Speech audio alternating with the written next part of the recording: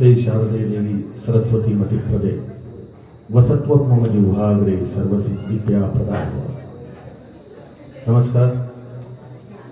या तुमच्या निसर्गरम्य आंबेरी गावामध्ये आज माझी 11वी रात्र आहे। 5 दिवस जिल्हास्तरीय, 5 दिवस तालुकास्तरीय आणि आज बक्षीस वितरणाच्या कार्यक्रमासाठी। सगळ्यात पहिल्यांदा आपल्या गावचे सरपंच आणि हे सर्व मान्यवर, माझ्यापेक्षा वयाने, कर्तृत्वाने आणि जबाबदारीने खूप मोठी माणसं आहेत। सगळ्यांना नतमस्तक होतो आणि माईक माझ्या हातात दिलाय खरा, पण निवेदकांनी पहिल्यांदाच सांगितलं की हा कार्यक्रम लवकरात लवकर आटोपतो। या आटोपतो या शब्दामुळे मला खूप मर्यादा आहेत आणि तेवढंच बोलायचं जेवढं गरजेचं आहे, कारण याच्या पुढचा मोठा कार्यक्रम आपल्यासमोर आहे, त्याला वेळ पण जास्त लागणार आहे आणि त्या दृष्टीने आपण थोडक्यात बोलूया। पूर्ण आंबेरी गावामध्ये सगळ्या गावाला एकत्र घेऊन सरपंचांसह पूर्ण गावात जाती, वर्ण, भेद, धर्म जे काही असतील ते सगळं बाजूला ठेवून संपूर्ण गाव 1 महिना कार्यक्रम राबवतो, यातच सगळं आलं। यापेक्षा वेगळं मला सांगावं, सावंत सर माझ्याबरोबर आहेत, आम्ही परीक्षणाला पण एकत्र असतो बऱ्याचदा। 1-2 दिवसाची स्पर्धा भरवताना किंवा 1 दिवसाचा कार्यक्रम करताना किती मतभेद होतात। मी हे तुमच्या तोंडासमोर गोडवं घात नाही, आम्ही हे पूर्ण जिल्हा आणि जिल्ह्याच्या बाहेर बघतो। एका विषयासाठी कधीही पूर्ण गावाचं मत एकत्र येत नाही आणि एक महिना कार्यक्रम तुम्ही इथे राबवताय, याच्यासाठी संपूर्ण गावाला, लहान मुलापासून वृद्ध जेवढे आहेत त्या सगळ्यांना माझा साष्टांग दंडवत। यावर्षी आपण 7वं वर्ष आहे। पहिल्या वर्षीचा चषक सोडून बाकी सगळे चषक माझ्या घरी आहेत। अपेक्षा होती यावर्षीचा पण यावा। निमित्त काही असो, स्पर्धेच्या निमित्ताने नाही, पण दरवर्षी सेवा घडली आणि तो सकलेश्वराचा हा चषक तिथे जेव्हा लावतो आम्ही ना रांगेत, जसे इथे लावलेले आहेत बघा मंदिराच्या बाहेर, मी त्या दिवशी रुपेश पवारनं म्हणत होते 1 चषक फक्त कमी आहे माझा पहिला, तो आता काही येऊ शकत नाहीये, पण यानंतरचे सगळे चषक घरी माझ्या असावेत अशी माझी तीव्र इच्छा आहे। यावर्षी आपण जिल्हास्तरीय आणि तालुकास्तरीय स्पर्धा भरवली। एवढंच सांगेल की स्पर्धा का असावी याचं थोडक्यात कारण सांगतो। स्पर्धा ही भजनाची नसावी, स्पर्धा ही सादरीकरणाची असावी। भजनाची स्पर्धा होऊच शकत नाही, यामध्ये सावंत सर इथे बसले, त्यांचं पण दुमत नसेल। वादकाच्या कलेची स्पर्धा असते, वादकाच्या साधनाची स्पर्धा कधी होत नाही। समजा पखवाज वादनाची आपण इथे स्पर्धा ठेवली तर पखवाजांची स्पर्धा होत नाही, सादरीकरणाची स्पर्धा होते। म्हणजे मी काही आत्मसात केलं असेल आणि ते सादर करतोय आणि दुसरा काही आत्मसात करून आला, त्याने काय सादर केलं याची तुलना होऊ शकते, पण नामाची तुलना कधीही होऊ शकत नाही आणि कोणीही करू पण शकत नाही। परवा दिवशी साळगावमध्ये परीक्षण झालं, त्याचा व्हिडिओ ऑलरेडी व्हायरल झालेला आहे, सगळ्यांनी तो बघितलाय। देशातून, भारताच्या बाहेरून मला आमचे जे इथे भजनप्रेमी आहेत सिंधुदुर्गातले, जे बाहेर वास्तव्य असेल त्यांचा पण फोन आला, त्यामुळे त्या विषयावर आता बोलत नाही, आधीच आटोपता घ्यायचा आहे कार्यक्रम। त्यामुळे थोडक्यात सांगतो की संपूर्ण या कार्यक्रमामध्ये दोन्ही भजन स्पर्धांमध्ये तुल्यबळ संघ होते। आता तालुकास्तरीय म्हणायला गेलं तर तालुकास्तरीय माझ्या अंदाजे, माझ्या डोक्यात अशी कल्पना होती सावंत सर की तालुकास्तरीय म्हणजे ठीक आहे, आपण रिलॅक्स बसून ऐकू, कारण जिल्हास्तरीयला थोडं टफ असतं मार्केट आणि तालुकास्तरीयला थोडा म्हटलं ठीक आहे, पण तालुकास्तरीय इथे वाखाणण्यासारखी अशी गोष्ट होती की तालुकास्तरीय स्पर्धेमध्ये सुद्धा एवढी फाईट झाली नंबरसाठी की तेवढ्या तुल्यबळ संघाने इथे प्रवेश घेतला आणि सगळ्यांनी उत्तम सादरीकरण केलं। आता या सादरीकरणामध्ये जे काही उत्तम आहे, जे काही थोडं कमी आहे, त्यामध्ये गुणांकन झालं आणि ते नंबर आले। त्यामुळे कोणी असं मानू नका की बाबा नंबर आलाय तो सर्वोत्तम आहे आणि आम्ही काहीच नव्हतं, असं अजिबात नाहीये। काही वेळा 1 नंबर आज घेतलेला जो स्पर्धक आहे तो कदाचित उद्या कुठल्या तरी स्पर्धेत जाऊन त्याचं थोडंसं कमी झालं तर तो 2 नंबरला किंवा 3 नंबरच्या बाहेर पण जाऊ शकतो आणि हे आम्ही अनुभवलेलं, आम्ही कित्येक वर्ष स्पर्धा केली। त्यामुळे असं होत नाही की तो सर्वोत्तम आणि बाकीच्यांकडे काहीच गुण नाही, पण जेव्हा आपण पहिल्या पायरीवर उभे असतो तेव्हा 7व्या पायरीवर जो उभा आहे आपण त्याच्याकडे लक्ष ठेवलं पाहिजे। ध्येय निश्चित करताना कायम आपण आपल्या वरती उंचीवर जो आहे त्याच्याकडे बघून आपण ध्येय ठरवतो। यासाठी तुम्ही अतोनात प्रयत्न केले पाहिजेत, सर्व स्पर्धकांनी यासाठी प्रयत्न केले पाहिजेत। जेव्हा जेव्हा मार्गदर्शन कोणाला लाभेल किंवा लागेल त्यावेळी जे जे कोण तुमचे गुरुजी आहेत त्यांच्याकडे जा, त्यांच्याकडे व्यवस्थित निष्ठा ठेवून शिका. आज ही गोष्ट सांगण्यासारखी आजच्या पिढीला खंत वाटते मला या गोष्टीची. कारण मी क्लास आहे, माझी रामकृष्ण हरी संगीत गुरुकुल म्हणून संस्था आहे. महेश सावंत सर तर जिल्ह्याच्या बाहेर पण वादकांना शिकवतात. बऱ्याचदा अशी मी पद्धत किंवा अशी मी वागण्याची एक शैली बघितली आताच्या मुलांमध्ये की रिस्पेक्ट खूप कमी वाटतो. खंत आहे ही माझी. आणि याचा अर्थ असा आहे सरळ सरळ की त्यांना सगळं जग सोपं दिसतं म्हणून रिस्पेक्ट कमी आहे. आणि याचं खरं कारण आहे फक्त मोबाईल. याचं कारण पण सांगतो स्पष्टमध्ये, थोडक्यात बोलणार आहे, काळजी करू नका. काय होतंय की सगळ्या गोष्टी आज सुलभ आणि सुकर झाल्या. सगळ्या गोष्टी म्हणजे जी गोष्ट आज माझा मुलगा आहे कॉम्प्युटर सायन्सला, तो प्रश्न पण मोबाईलवर चॅट जीटीपी आहे त्याच्यावर प्रश्न टाकतो, लगेच उत्तर मिळतं. मग त्याच्या डोक्यात गुरु आणि शिष्य ही वास्तव संकल्पनाच रुजत नाहीये. हे वास्तव आहे मुलांनो. आज सावंत सरांच्या इथे 151 विद्यार्थ्यांचा कार्यक्रम आहे. लक्षात ठेवा की गुरु शिवाय कुठलीही विद्या फळत नाही. हे लक्षात ठेवा. हे वाक्य, एकच वाक्य तुम्हाला आयुष्याची दिशा देऊन जाईल.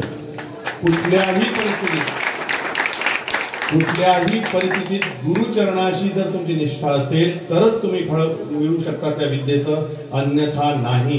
कितीही मोठे व्हा, तुम्हाला तीच पायरी मिळेल जी तुम्ही आहात जिथे. जर तुमच्या मागे गुरु असेल तर तुम्ही विचार करू शकत नाही एवढ्या फास्ट गतीने त्या ध्येयापर्यंत पोहोचतात. त्यामुळे कृपा करून गुरुशी आधी पहिल्यांदा प्रामाणिक राहा, सगळ्यात पहिली गोष्ट. दुसरी महत्वाची गोष्ट, बरेच, आता मी नाव उल्लेख करत नाही, बऱ्याच स्पर्धांमध्ये स्पर्धक येतात आणि विचारतात की माझं काय चुकलं. हा प्रश्नच मुळात चुकीचा आहे. माझं काय चुकलं हा प्रश्नच चुकीचा आहे. तिथे प्रश्न काय असायला पाहिजे, मला आणखी काय करता येईल. रामकृष्ण हरी भजन सेवा संघ पाठ पंचक्रोशी हा माझा संघ आहे. काल इथे भजन सादर झालं कुठे मंगळवारी काय काय ना. 25 वर्ष भजन मंडळ माझं स्पर्धेत आहे, भजन संघ आहे. एकदाही असा प्रश्न आम्ही कुठल्याही परीक्षकांना विचारला नाही, ना परीक्षकांची कधी वाद घातला. एकच प्रश्न विचारला, मी आज सादरीकरण केलं त्यामध्ये मी आणि काय प्रगती करू शकतो, हाच प्रश्न खूप महत्वाचा आहे. अरे मी भजन या क्षेत्रात आहे हेच माझ्यासाठी खूप आहे. माझ्या मुखाने देवाचं नाम बाहेर पडतं हेच माझ्यासाठी खूप आहे. हे फक्त गाणाऱ्याचं नाही, वादकाचं सुद्धा तेच आहे. ते बोल काहीही असोत, बोल काही तबल्याचे असोत, पखवादाचे असोत किंवा ढोलकीचे असोत, बोल वाद्य कुठलंही असो, ढोलक असो, त्यामध्ये जे बोल उमटतात हे बोल म्हणजेच देवाचं स्वरूप आहे. हे जो जाणतो त्याची सेवा आहे आणि बाकीच्यांचा फक्त कर्म आहे. सेवा कधी फळते, जेव्हा तुम्ही फळाची इच्छा नाही करत तेव्हा सेवा फळते आणि कर्म कायम त्रास देतं. म्हणून लक्षात ठेवा मुलांनो की या गोष्टीसाठी, मुलांनो याचा अर्थ सर्व स्पर्धकांनी पण याचा विचार करा की जे तुम्ही सादर करताय हे भक्तिभावाने सादर करा. भजन म्हणजे त्याच्यामध्ये वादन पण आलं, गायन पण आलं, टाळ आलं, झुंजरी आली, सगळ्या गोष्टी आल्या. ह्या सगळ्या तुम्ही देवाच्या पायाकडे अर्पण करायचं आहे, मग तुम्हाला त्याचं फळ मिळतं. हो, हा जो भाव आहे हा स्वच्छ पाहिजे, शुद्ध पाहिजे, म्हणून भजन गोड पाहिजे. मी त्या कालच्या व्हिडिओमध्ये तो व्हिडिओ आणायचा झालाय, मला माहित नव्हतं तो एवढा व्हायरल होईल, पण मनापासून बोललो, ह्या सगळ्या गोष्टी बोललो. त्या आता परत उगाळत बसत नाही. तुम्हाला परत एकदा शुभेच्छा देतो. ज्या ज्या स्पर्धकांनी जिल्हास्तरीय असू दे किंवा तालुकास्तरीय असू दे या स्पर्धेमध्ये भाग घेतलाय, ही स्पर्धा अशीच अविरत चालू राहू दे. हे 7वं वर्ष आहे, 17वं वर्ष होऊ दे, त्या वर्षी सुद्धा स्पर्धा चालू राहू देत आणि त्या स्पर्धेमध्ये सुद्धा तुम्ही भाग घ्यावा, अशी तुम्ही किंवा तुमच्या मंडळाने भाग घ्यावा. बुवा कोणी असू देतो, बुवाला काहीच किंमत नाहीये. माझं स्पष्ट मत आहे, या शब्दाचा अर्थ वेगळा घेऊ नका. बुवाला किंमत नाही याचा अर्थ फक्त बुवाला किंमत नाही, संघ जेव्हा तुमचा उभा राहतो, 10 माणसं तुमच्या बरोबर असतात, वादक आहेत, टाळवाले आहेत, त्या प्रत्येकाला तेवढी किंमत द्या. तो तेव्हा संघ म्हणतो आपण. संघ याचा अर्थ काय, भजन मंडळ याचा अर्थ काय, मी म्हणजे मंडळ का नाही, माझ्याबरोबर जी माणसं आहेत 10 ती सगळी मिळूनच मंडळ होतं. म्हणून प्रत्येकाला तेवढीच किंमत द्या, वादक असू दे. आज अशी प्रथा आहे सावंत सर, आमच्या वेळी असं नव्हतं. आमच्या वेळी आमचे एक वादक ठरले ना की ते जोपर्यंत जमेल तोपर्यंत तेच वादक, आम्हाला दुसरे वादक चालतच नव्हते. कारण कनेक्ट होतो आम्ही एकमेकांशी, रक्ताने, नात्याने, धर्माने. धर्म काय, भजन, रक्त काय, हिंदू, हे सगळं गेलं. खंत या गोष्टीची आहे की प्रत्येकाला, हा नाही तू आज नाही तर मी त्याला बोलवतो, त्याला वाजून घेतो, नाही मला आवडत. का आवडत नाही त्याचं कारण सांगतो. बऱ्याचदा असं माझं बिलकुल म्हणणं नाही की बाबा त्याच्यापेक्षा दुसरा वादक नाही आहे जिल्ह्यात, अनेक वादक आहेत. आज ती परिस्थिती नाही, एवढी क्रांती झाली आहे भजनामध्ये की विचारू नका.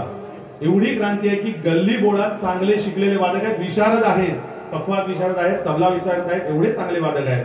पण माझं म्हणणं असं आहे की आपण रक्ताने जेव्हा एकत्र येतो ना तेव्हा तुमच्या डोळ्याच्या इशाऱ्यामध्ये कळतं की समोर त्याला काय म्हणायचं आहे. सांगावं लागणार नाही इथे मला तोड पाहिजे, इथे मला पॉज पाहिजे, गरजच नाही. माझ्या नजरेवरनं कळलं पाहिजे. मी आणि आनंद मोरिये होते, त्याच्यानंतर मी आणि आशिष तळेकर बुवा होते वादक माझे. मी फक्त असं बघितलं की त्यांना कळायचं की मला काय अपेक्षा, इथे मला पॉज पाहिजे. फक्त माझ्या भातावरचा हात दाबला की पॉज. गरज नव्हती सांगण्याची, हात वारा करण्याची पण गरज नव्हती. कारण काय, अरे 17 वर्ष एकच वादक, त्याच्यानंतर आता 17 वर्ष दुसरा वादक, तोच आहे. जोपर्यंत तो आहे तोपर्यंत तोच वादक आहे. हे ज्या दिवशी तुम्हाला जमेल, माणसं टिकवणं तुम्हाला जमेल, ज्या दिवशी तुम्ही प्रेमाने दुसऱ्याशी वागाल तेव्हा दुसऱ्याकडनं प्रेम प्राप्त कराल. प्रेम ही मागण्याची गोष्ट नाही, रिस्पेक्ट ही मागण्याची गोष्ट नाही, रिस्पेक्ट ही देण्याची गोष्ट आहे, तर ती रिटर्न मिळते आपल्याला. ह्या सगळ्या गोष्टी भजनाशी पूरक आहेत. आता भजनामध्ये काय चुकले, परवा दिवशी बोललो म्हणून बोललो नाही, बाकीच्या गोष्टी बोललो. बऱ्याच भजन मंडळांमध्ये वादक चांगले होते, गायक थोडेसे कमी जास्त होते. बऱ्याच मंडळांमध्ये गायक चांगले होते, वादक थोडेसे कमीशे होते. बऱ्याच मंडळांमध्ये असं होतं की वादक आणि गायक चांगले होते पण कोरस मध्ये कुठेतरी अभाव होता. मग या सगळ्या गोष्टी मला आता ह्या 4 दिवसात खरं तर झालं काय की बोलताना आता मी वही आणली आहे, त्यांचे पॉईंट बोलले, पण आता हे बोलत बसलो तर साधारण 1 तास जाईल. त्याच्यापेक्षा थोडक्यात सांगतो की सगळ्या ज्यांना माहिती पाहिजे होती आपल्या भजनाबद्दल सगळ्यांनी मला फोन केले, बऱ्यापैकी फोन आले. सगळ्यांना ज्या ज्या काही त्रुटी होत्या त्या सांगितल्या, काही सुधारणा करायच्या असतील त्या सांगितल्या, अजून काय तुम्हाला करता येऊ शकतं प्रगतीसाठी ते पण सांगितलं. अजूनही कोणाचं काही शंका निरसन असेल करायचं तर मला कृपया उद्याच्या दिवसात फोन करा. मी अजून शाबूत ठेवलेली आहे वही, ज्यामध्ये दोन्ही जिल्हास्तरीय आणि तालुकास्तरीय दोघांचे परीक्षणाचे मुद्दे लिहिलेले आहेत आणि तसेच पवार सरांकडे पण लिहिलेले आहेत. आज ते येऊ शकले नाही कारण पावसाचं आणि वादळाचं थोडं चित्र आहे तिकडे माणगाव पर्यंत. त्यांचं घर आहे गोठोस मध्ये. कृष्णा पवार, स्वर्गीय कृष्णा पवार म्हणजे भूलोकेचा गंधर्व ज्यांना म्हणतात त्यांचे पुतणे आहेत ते. त्यांचं घर आहे गोठोस मध्ये.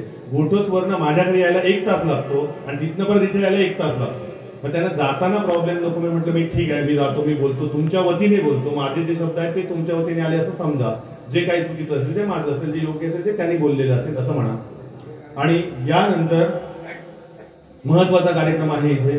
तो कार्यक्रम पखवाज अलंकार आपले महेश सावंत सर यांच्या विद्यार्थ्यांचा कार्यक्रम आहे. असेच कार्यक्रम होत राहू देत. याचं कारण कसं आहे, 7 वर्ष तुम्ही हे जे भजन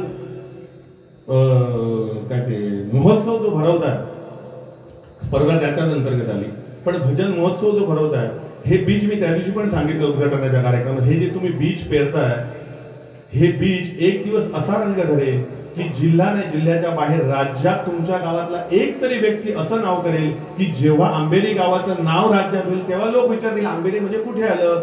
तेव्हा त्याची विचार होईल की आमच्या गावात एवढी वर्ष भजन महोत्सव 1 महिना साजरा होतो आणि तेव्हा त्याची किंमत जगाला कळेल. आज तुम्ही जग एवढं सोपं आहे, एवढं कमी आहे, एवढं लहान आहे की एका क्षणात हे सगळं जगभर होईल, व्हायरल होईल. पण त्याची महती, त्याची व्हॅल्यू, आपण ज्याला इंग्लिशमध्ये व्हॅल्यू म्हणतो ना, ही त्या दिवशी कळणार आहे ज्या दिवशी आंबेरी गावातला एक तरी मुलगा किंवा एक तरी मुली आपलं नाव जगात करेल एक चांगला भजनी गायक, बुवा किंवा वादक म्हणून. त्या दिवशी ह्या सगळ्याचं फळ तुम्हाला मिळणार आहे आणि ते फळ फक्त आयोजकांचं नसून गावातल्या प्रत्येक व्यक्तीचं आहे. मी हे मुद्दाम का सांगतोय कारण ही एकजूट बाकीच्या गावात मला दिसलेली नाही. लक्षात घ्या, तुम्हाला माहित नसेल पण माझ्या मतानुसार आम्ही सिंधुदुर्गातली सगळी मंदिरं फिरलेलो आहोत, नाही का सावंत सर? कार्यक्रमाच्या निमित्तानं असू दे किंवा आणि कुठले असू, अशी सिंधुदुर्गात एक गाव नाही जिथे आम्ही गेलो नाही. हे आमच्या पूर्वजन्मीचं पुण्य म्हणा, त्यामुळे असेल. पण या वादातून वाद काय, देवाला मी सांगतो तेव्हा देवाने उभं राहायला पाहिजे. ह्याला वाद किती चुकीचा आहे याचा विचार करायला कोणालाच वेळ नाहीये. जो तो माझा माझा माझा फक्त इगोच्या नावाखाली सगळं चाललेलं आहे. आणि तुमच्या गावात एवढी माणसं एकत्र आहेत, खरोखरच तुम्हाला दंडवत देतो आणि धन्यवाद देतो. परत एकदा तुम्हाला विनंती करतो की हे अविरत तुमच्या हातून चालू राहावं. सकलेश्वराच्या पायाकडे अशी प्रार्थना करतो की जन्मोजन्मी आम्हाला माणसाचा जन्म मिळावा आणि हीच सेवा आमच्याकडनं घडून घ्यावी. धन्यवाद.